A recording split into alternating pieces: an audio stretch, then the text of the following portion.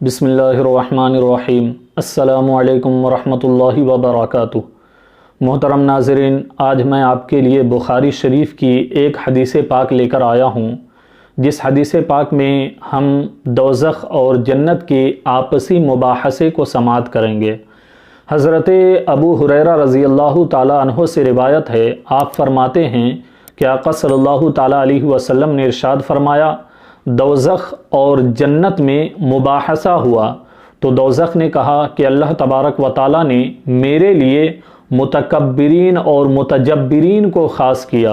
तो जन्नत ने कहा, क्या बात है कि अल्लाह तबारक व ताला मुझे कम दर्जे के लोगों से, फ़ुक़रा से, मसाकीन से पुर करेगा।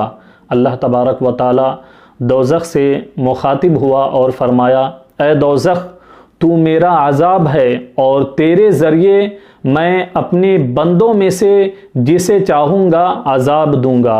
और फिर जन्नत से मुखातब हुआ और फरमाया, ए जन्नत, तू मेरी रहमत है और तेरे ज़रिए मैं अपने बंदों में से जिसे चाहूँगा उस पर रहम फरमाऊँगा। हुज़ूर सल्लल्लाहु ताला अलैहि वसल्लम फरमाते हैं कि जन्नत को और दोज़ख को पूरी गुंजाइश तक भर दी जाएगी। जब दोज़ख पुर ना होगा तो अल्लाह तबारक व ताला अपने कदम को दोज़ख में डाल देगा, जैसा कि उसकी शान है। उसके बाद दोज़ख कहेगी, ए परवरदिगार, बस बस, अब दोज़ख पुर हो गई और दोज़ख सिमट गई। आका सल्लल्लाहु ताला अलैहि वसल्लम फरमाते हैं कि अल्लाह तबारक व ताला किसी बंदे पर जुल्म नहीं फरमाता। और फरमाया, रही बात जन्नत की, तो अल्लाह तबारक व ताला जन्नत के लिए और मखलूक पैदा फरमा देगा। इस हदीस पाक से हमें चंद बातें सीखने को मिलती है। पहली बात ये कि जन्नत में जो जाने वाले अक्सरियत लोग होंगे वो कम दर्जे के लोग होंगे, फ़ुक़रा होंगे, मसाकीन होंगे।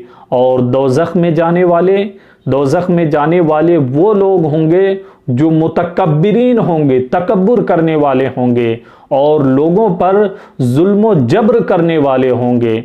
और इस हदीस पाक से ये भी मालूम होता है कि अल्लाह तबारक व ताला दोज़ख को अपने कदम के ज़रिए पुर फरमाएगा। इस कदम से लोगों ने, उलमा ने अलग अलग मुराद लिए हैं, लेकिन एक मुराद इससे ये भी लिया गया है कि चूँकि कदम जिस्म के सबसे आखिरी हिस्सा है, सबसे निचला हिस्सा है, तो इसी तरह कदम से मुराद लिया गया सबसे आखिरी जहन्नमी, और सबसे आखिरी जहन्नमी के ज़रिए दोज़ख को पुर किया जाएगा। और बात रही जन्नत की, तो जन्नत के लिए फरमाया कि उसके लिए और मखलूक पैदा कर दिया जाएगा और उन्हें बेहिसाबो किताब जन्नत में दाखिल कर दिया जाएगा। अलमा ने इससे ये मसला अखज़ किया है कि जो नाबालिग बच्चे होते हैं और मजनून लोग होते हैं, तो उनको भी अल्लाह तबारक व ताला बग़ैर हिसाबो किताब के जन्नत में दाखिल फरमा देगा।